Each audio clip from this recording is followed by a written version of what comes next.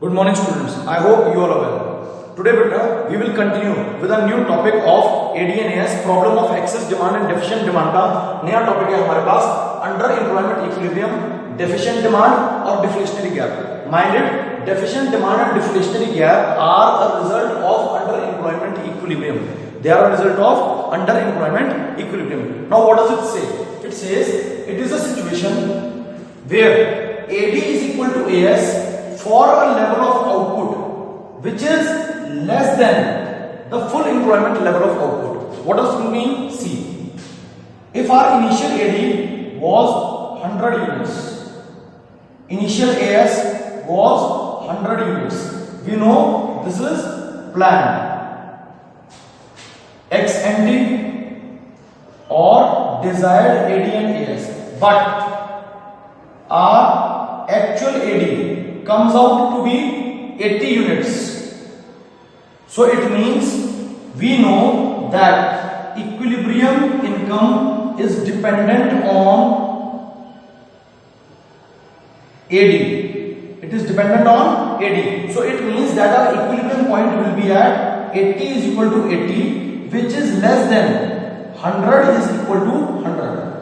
80 is equal to 80 will be less than 100 is equal to 100. This is called underemployment equilibrium. It means it is a situation कि यहां पर थी हमारा full employment equilibrium, and when the demand is less, then the employment will be less. It means this is underemployment equilibrium. Now let us check how we will represent it diagrammatically.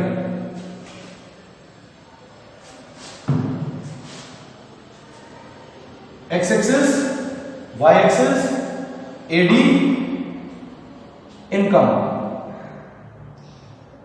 aggregate supply at 45 degree, which is called the line of reference, aggregate demand, full employment level. Here AD is equal to less than at less than full employment equilibrium. So our AD is U. We will represent it with ADU, AD full employment equilibrium, AD underemployment equilibrium. So this means this point, if we talk of, if it is B and it is P, then B is deficient demand, or it leads to deflationary gap. So this is the deflationary gap or deflation, because now the equilibrium is at point C or E1. This is the new equilibrium point. Earlier the income would have been Y, now it would be Y1. It would be Y1. I repeat, ये था हमारा planned AD and AS. For example, 100 is equal to 100 as we have stated before. Here it comes to be 80 is equal to 80. It means 20 less units have been demanded, which is called deficient demand, and this gap is called deflationary gap. This is called deflationary gap. Now let us understand what are the causes of deficient demand.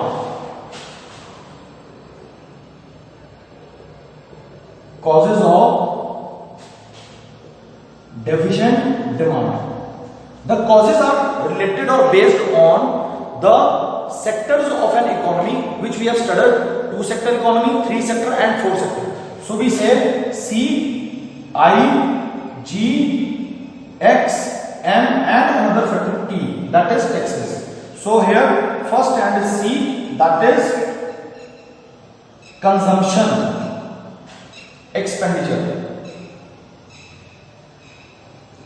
Now if consumption expenditure is less, earlier you were spending 100 rupees, now you are spending 80 rupees, then it will lead to deflationary gap or underemployment equilibrium. So it means consumption expenditure has reduced.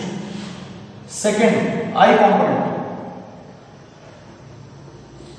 that is investment expenditure. It has also reduced if the private firms are investing less in the market, then remember one person's expenditure is another person's income. So if they are spending less, the income will be generated at a lesser rate. So it means investment expenditure has decreased.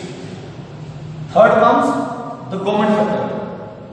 Government expenditure. We know that government makes two types of expenditure, C and I, both. So it means the government expenditure has also reduced, which leads to deficient demand. Fourth, X component. This is exports. It means the exports have fallen. Now the demand for our domestic goods has decreased. That is why there is a deficient demand. Fifth element comes to be M. M means imports. The imports have increased as the demand for domestic goods has decreased in the foreign market. Likewise, the demand for foreign goods has increased in the domestic market. So it has led to deficient demand. Sixth is T component. That is taxes. The taxes have increased. It reduces your disposable income. For example, your income is 100 and you were charged a tax rate of 10%. So your disposable income is rupees 90. Now, if the tax has increased to 20%, so out of 100, you will be paying 20 rupees as tax and your disposable income is 80. So when your income reduces, you spend less, and that is why it leads to deficient demand. Next comes the effects of deficient demand on various things. Effects of deficient demand. अब पहला हम देखेंगे effect किस पे पड़ेगा. First we will study the effect on output. Due to deficient demand, that is the people are demanding less, so we will reduce the output. We will plan a cut in production. जब आपकी दुकान पे सामान की demand ही नहीं आ रही तो आप और परचेज क्यों करोगे? आप सप्लाई कम कर दोगे. So the production will reduce.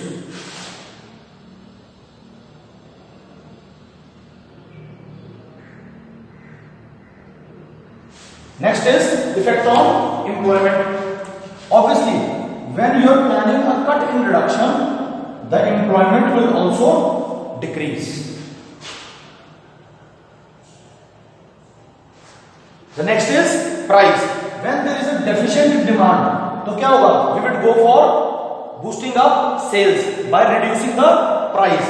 So it means the prices will also fall. Next is effect on producers. Because there is a fall in price, the producers will be in a loss.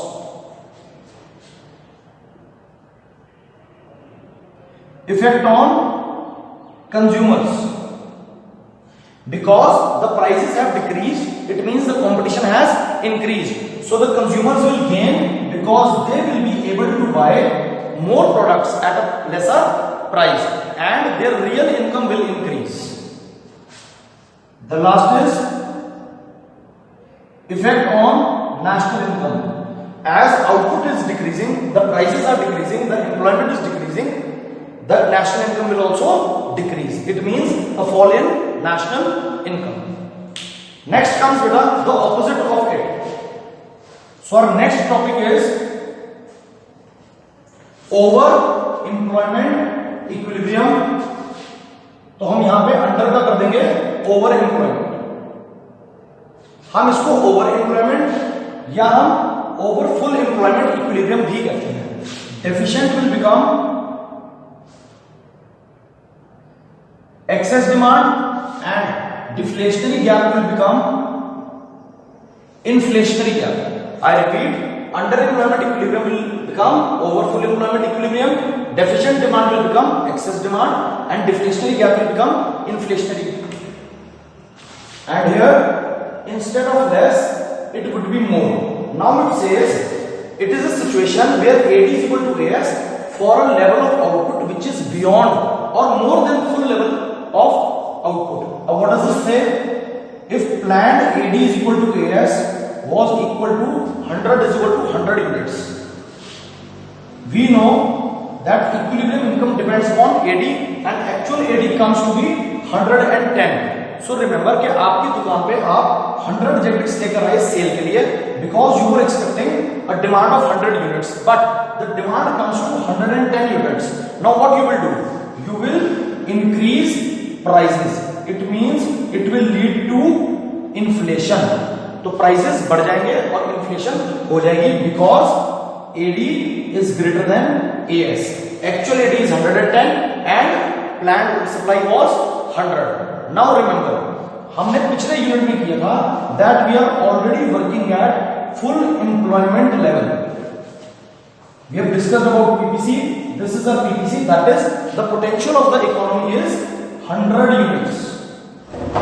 So we say that based on this 100 units, the inflation will occur because we cannot increase the employment as we are already working at full employment level. So we cannot increase the employment. So it means in reality the production will not increase. It would have only inflationary gap. It will lead to only inflationary gap. Now let us discuss the causes of this inflationary gap, and before that let us see the diagrammatic presentation of this concept. X-axis, Y-axis, aggregate demand, income. AS 45 degree line of reference. AD at full employment. It means we say 100 is equal to 100 units.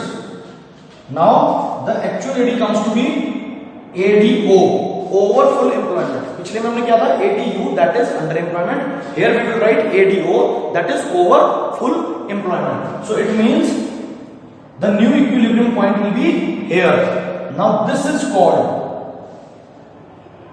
excess demand, which will lead to inflation. So that is why this gap is known as inflationary gap. जब 100 की जगह 110 unit की demand आएगी, then you will increase the price.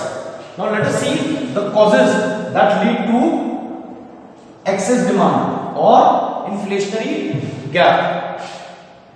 Write down causes of inflationary gap or excess demand.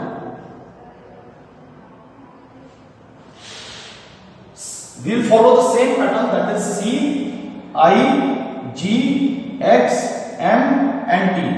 So very first is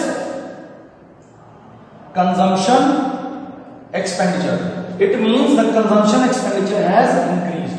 It means that earlier you were spending 100 rupees, now you are spending 110 rupees. That is why the demand has increased and it is led to excess demand or inflation. Second component comes I, that is investment expenditure. The private firms have increased their investment expenditure because one person's expenditure is other person's income. तो अगर मैं 100 रुपए खर्च कर रहा हूं तो वो 100 रुपए किसी और की इनकम बनेगी, वो 100 रुपए खर्च करेगा तो वो 100 रुपए किसी और की इनकम बनेगी. So change in investment is 100 but change in income is 200. So it will lead to inflationary gap. The third element comes to G, that is government expenditure, and government makes both the expenditures C and I. It means ज्यादा road, building, bridges, schools, hospitals बनेंगे तो क्या होगा? Expenditure ज्यादा होगा तो income ज्यादा होगी. So it means it has also increased, which has led to inflationary gap. The fourth element comes to be exports. The exports have increased. This means the demand for domestic goods in foreign countries या abroad has increased. Because the demand for foreign domestic goods have increased, it means we are earning more. When we earn more, we spend more. That has led to inflationary gap. Fifth element comes to be M, that is imports. It means our imports have reduced. That is, the demand for foreign goods in our country has declined. And last comes the T element, that is the taxes. The taxes have reduced, which means there is an increase in disposable income. We have done it numerically in the previous topic. It has increased our disposable income. तो जब disposable income बढ़ती है, we spend more. When we spend more, it leads to inflationary gap. The last topic for today is the effects of inflationary gap or excess demand. The effects of inflationary gap or excess demand. The very first is same effect on output. There will be no effect on output because we cannot produce more. We are already operating at full employment equilibrium or full employment level. Second is effect on employment. Likewise, there will be no effect because we are already working at full employment level. We cannot increase the employment. Effect on price. Yes, the prices would increase because we cannot increase the employment and output. Likewise, actual AD will be greater than AS. So there will be increase in prices, and that has led to inflation or inflationary gap. Effect on consumers. The consumers will be in losses because they have to pay higher prices. Effect on producers. They would gain because for same output, that is, they are supplying, they are fetching a higher price. They are fetching a higher price. It means their profits would increase. Now the last comes, which is a negative effect, and this excess demand will lead to hyperinflation. That is, wage price spiral. This means wages catch prices, prices catch wages. You can write vice versa also. Now see, होगा क्या? One employee says, वो क्या कहता है? Sir, market में महंगाई बढ़ गई है, prices have increased और there is a inflation. So now you need to increase my wages. तो क्या होगा? There would be an increase in wages. When the wages increase, it means the variable cost of employer has increased. Now this variable cost will be added to MRP or the selling price of the product. When MRP increases, it means prices have increased. Likewise again, the employee will say the prices have increased, so increase my wages. When wages increase, variable cost increase. When variable cost increase, selling price or MRP increases. Likewise again, when prices increases, we demand for increase in wages, which will lead to increase in the variable cost, which will again lead to increase in prices. So this means wages catch prices, prices catch wages. Now this will become a spiral, a never-ending spiral or a vicious circle. I hope this is clear to you. Beta, revise your topic, pause the video and note it down. Thank you and have a nice day. Take care.